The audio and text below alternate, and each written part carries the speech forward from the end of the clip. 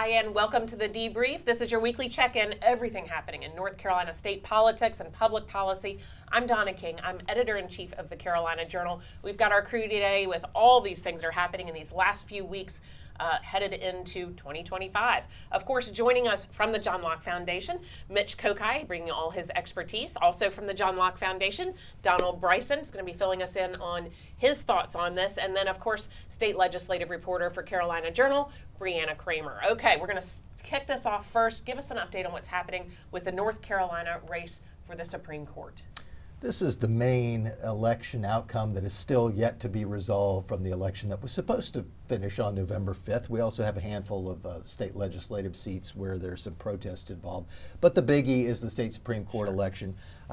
Going into a statewide machine recount, the appointed incumbent Democrat, Allison Riggs, had a 734 vote lead over Republican Jefferson Griffin, just 734 votes out of 5.5 million votes cast across the state in that race. And so there was a machine recount.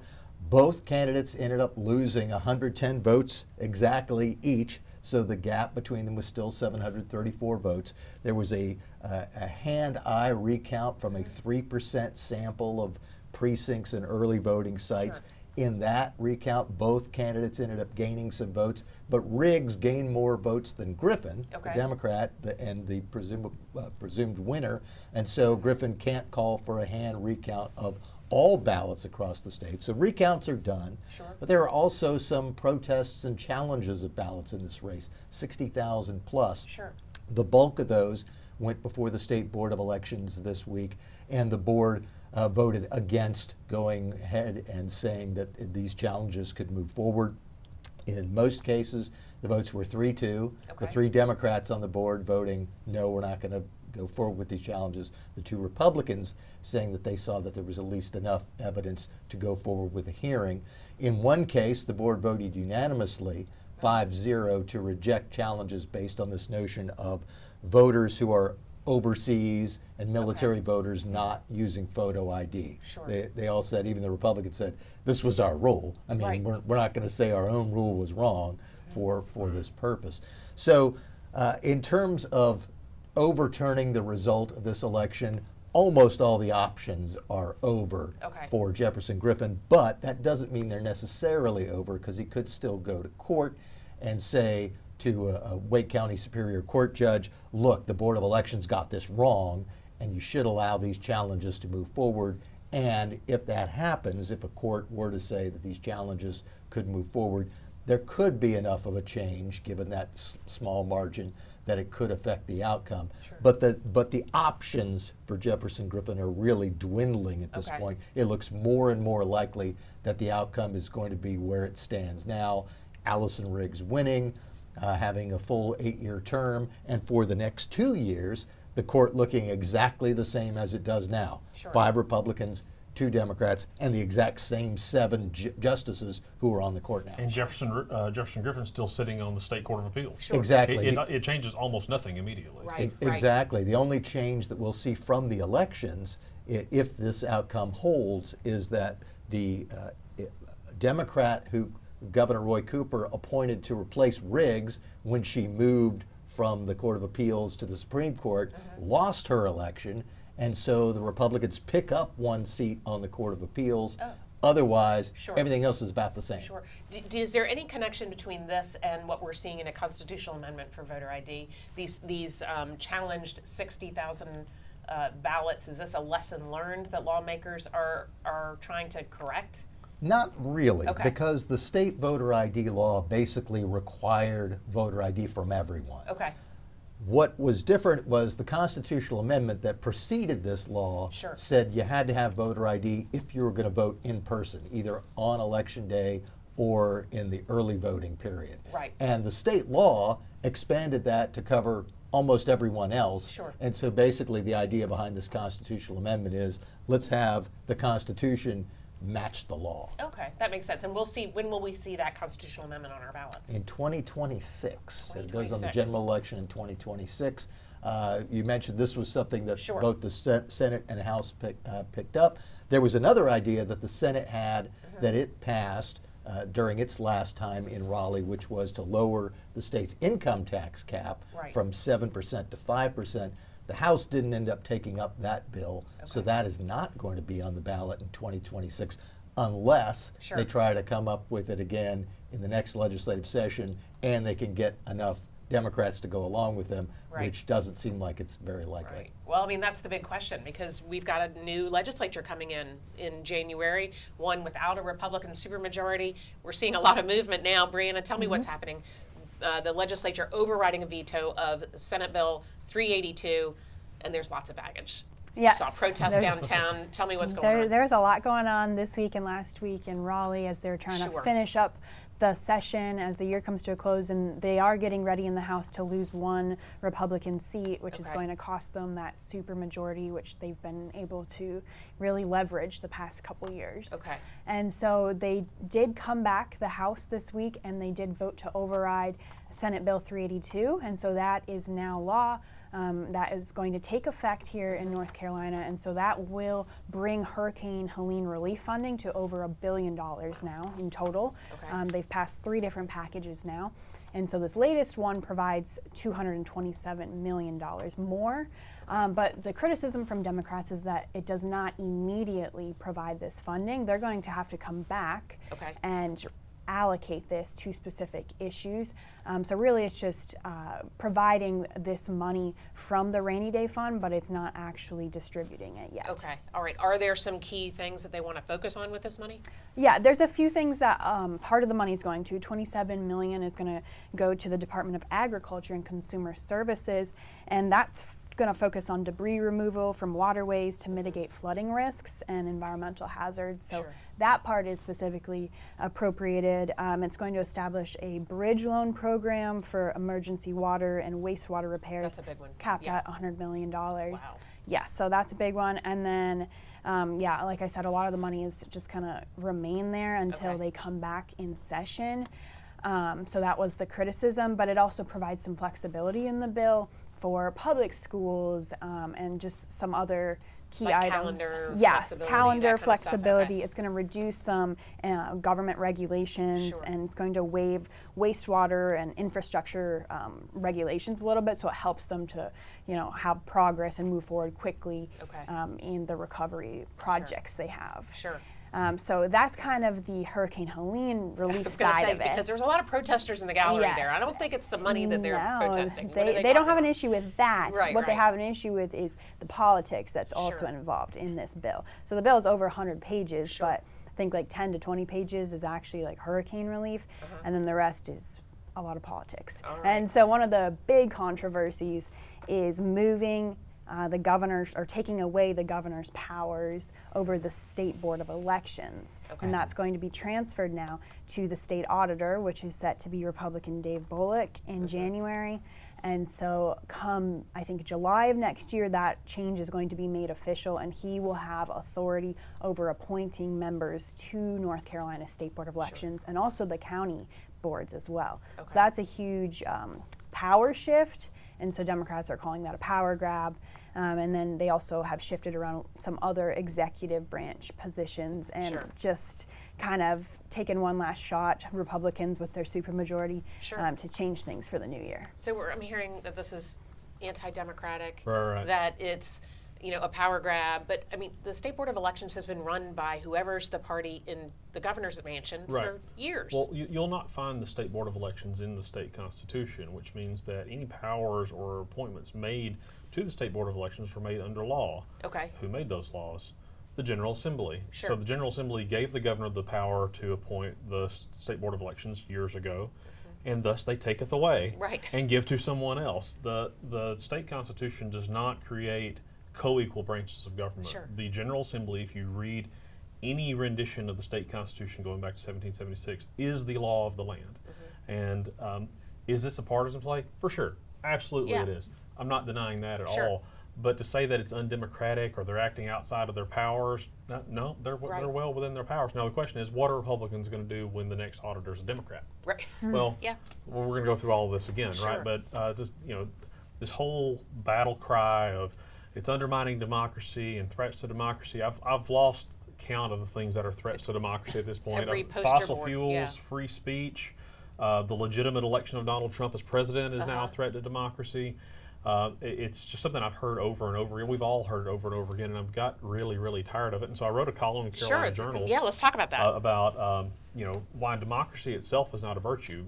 Democracy. Now, I always thought that was the foundation of what Right, we're doing right. here. We need to save our democracy. First off, Right. we're not a democracy, as a lot of people like to remind us. Sure. We are, in fact, a republic. But history is rife with democracies where people make direct decisions about their government, making terrible decisions. It's mob rule. It is mob rule. That's Yeah. actually what they called it in Latin Sure. in ancient Rome. That's why they have a Republican style government, or had a Republican style government. The people who ran the sort of the reign of terror during the French Revolution with all of the executions, right? Right. They went to bed every night reading passages out of Rousseau about why the will of the majority should reign, and then they would wake up the next day and kill everybody.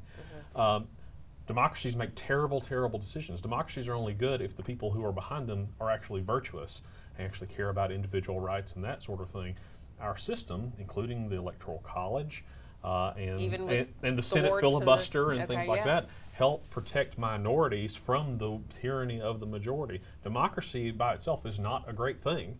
It's only good if the people are good. And so I got really tired of this whole undemocratic thing. Right. This is not a way to undermine democracy. It's a partisan Right. move, right? But narratives are the Senate's powerful. doing, right? Narratives are narratives, powerful, yeah. and that narrative is something that we've heard like a mantra Right. going through this entire year. Do you feel like we have like a basic civics lesson problem in even in high schools? That's what it feels like, because it's become the Twitter or X lessons in civics rather than the actual study. Yes, no, that's exactly it. People don't understand what democracy means. They don't understand that we don't live in a democracy, and they don't understand why democracies can lead to very bad things, to very, very bad things. A democracy can be just as tyrannical as one individual can be. That's why we have to put safeguards in place, and we have people who represent us and have to take everybody into account because they would like to get reelected again, right?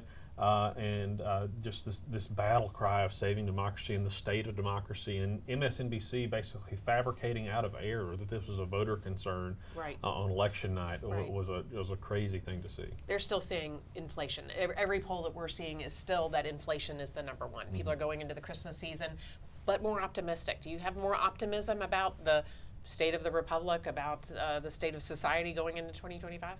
I think the republic is as good as it ever was. I think it's just fine. I find it fascinating that federal, national level Democrats have flip-flopped on getting rid of the filibuster Right. in the U.S. Senate, which I actually think is a safeguard to the republic, Sure. not the democracy. Right. And I think, generally speaking, we're all doing fine. Donald Trump was elected by, he won the popular vote nationally, even though that's not really a thing, and he also won the Electoral College, which protects smaller states from much larger states. The tyranny.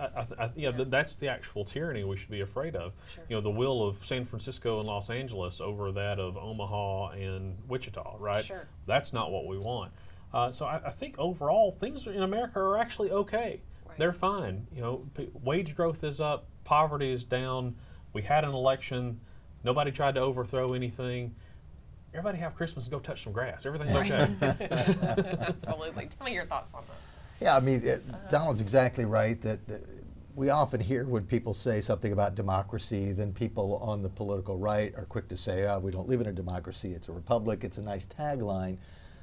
The way to get people from both sides to get in the middle where they need to be to understand where things are is democracy is a tool.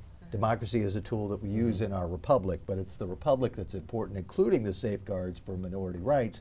And if people don't want to think about that, think about one of the key issues that we've had over the past few years, and that was the decision at the U.S. Supreme Court to overturn the old Roe v. Wade and Planned Right. Parenthood v. Casey decisions.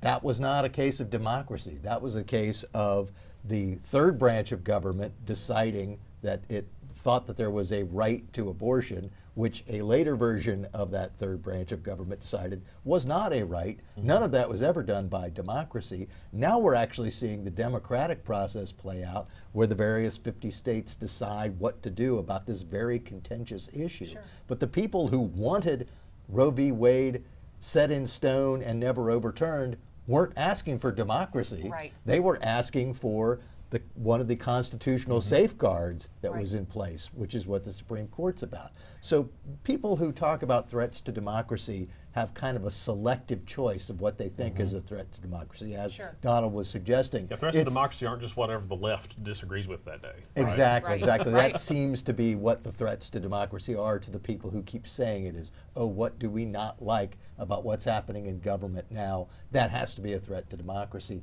But the things that they want the courts to do, Sure. or they want the Senate to block, or they want these other safeguards to come into place, when those happen, oh, this is part of tradition, this is part of what Sure. we're supposed to do. Well, it's not actually democracy. If you want democracy, you have majority vote on everything. Right. None of us should want that, majority Yep. vote on everything, because that will end up leading to the French Revolution. I think Sure. the Dobbs decision is a great example of what you're talking about, though, right? The right to abortion was fabricated by 9 people in black robes who Sure. were never elected.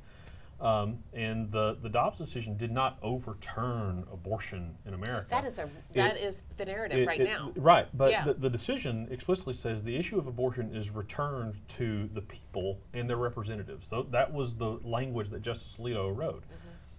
So if you would like abortion, then pass some laws. That's basically what he's saying, is like, we are judges. It is not our role to fabricate law. It's not protected in the Constitution. Right. Yeah. The people and their representatives should make law. And so the first big contest that we had after that was this constitutional debate and argument in Kansas about having the right to abortion in the state constitution out there. Now, people in Kansas voted to keep the right to abortion in their state constitution, and of course, opponents of the Dobbs decision came out and said, "Ha ha! See, this flies in the face of Dobbs." No, actually, Right. this is right in It line with shows what that Dobbs it said. worked, yeah. Right, the people in Kansas, by popular vote, determined Right. that they would like this in their state constitution, and that's what Dobbs said. Right. And Congress could actually take up the issue too if you wanted to have some sort of national deal on this Sure. issue. Congress could take Elected up a bill, officials, but yeah. it would be through the process of all of the elected officials debating what is the right law and what is not, rather than having, as Donald suggested, Sure. the 9 people in robes say, "Oh, this is what we think the policy should be," Right. and we're going to disguise it by throwing in constitutional language and inventing rights from the penumbras of other rights. Absolutely. Now, as we go into 2025, the Republic and the process is not always pretty. We see with 382. Yeah, Brianna lived it. Yeah, yeah, exactly. And the protests, part of the process, all of this is. In 2025, where do you see that trend going? Do you think that we are going to, I'm hearing the return of Moral Mondays, that this fight to, get a functional majority from the Democrats. What do you think we can expect from the Republicans and the Democrats as they move into 2025? I won't be surprised if we see Sure. Moral Mondays return. If so, I think the biggest lesson from that would be that the Reverend William Barber's attempt to go national fell flat. Right. I mean, he tried to go Accurate. from being a Raleigh person Right. to being a national guy.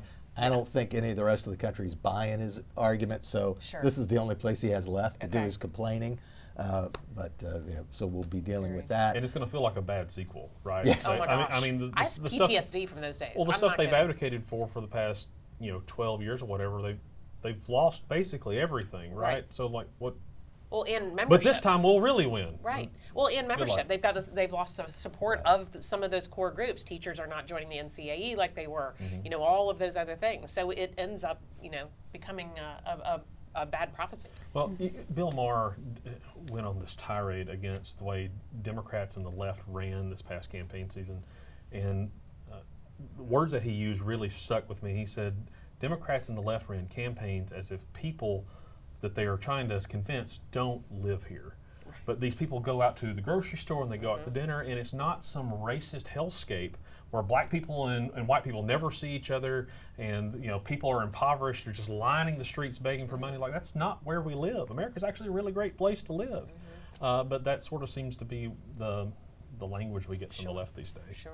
I'd like to hear, Yeah. because she has to be down there covering it, the biggest change we're going to have down on Jones Street, in addition to not having Roy Cooper a couple blocks away, but Sure. Josh Stein, will be Destin Hall replacing Tim Moore. Yeah. And you've had to watch how both of them have operated. So I'm guessing you have some Yes. interesting thoughts about how that might change. Yeah, well, they just went up to D.C. this week. Speaker of the House Tim Moore, Speaker-elect Destin Hall, and then Senate President Phil Berger. So they all went up to D.C. to meet with Senators Tom Tillis and Ted Budd to try to push for some more federal aid, because really here in North Carolina, state aid isn't going to cover the cost of it. They need the federal government and FEMA to help out.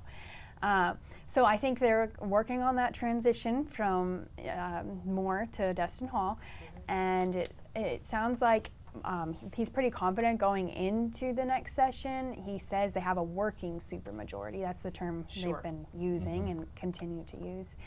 And so I think right now they're just kind of in that transition period, but I think he'll have to work a lot more with the Senate side, and then also it's going to be a challenge. I think he's got a lot of different Republicans and different approaches to governing, so there might be challenges that arise, and of course having to work across the aisle a little more with the one seat that they've lost. So there'll be a little bit more negotiations we might have to see. All right, we're looking forward to it. Thanks so much. I appreciate it. Thank you guys for joining us here on the Debrief. We will see you next week.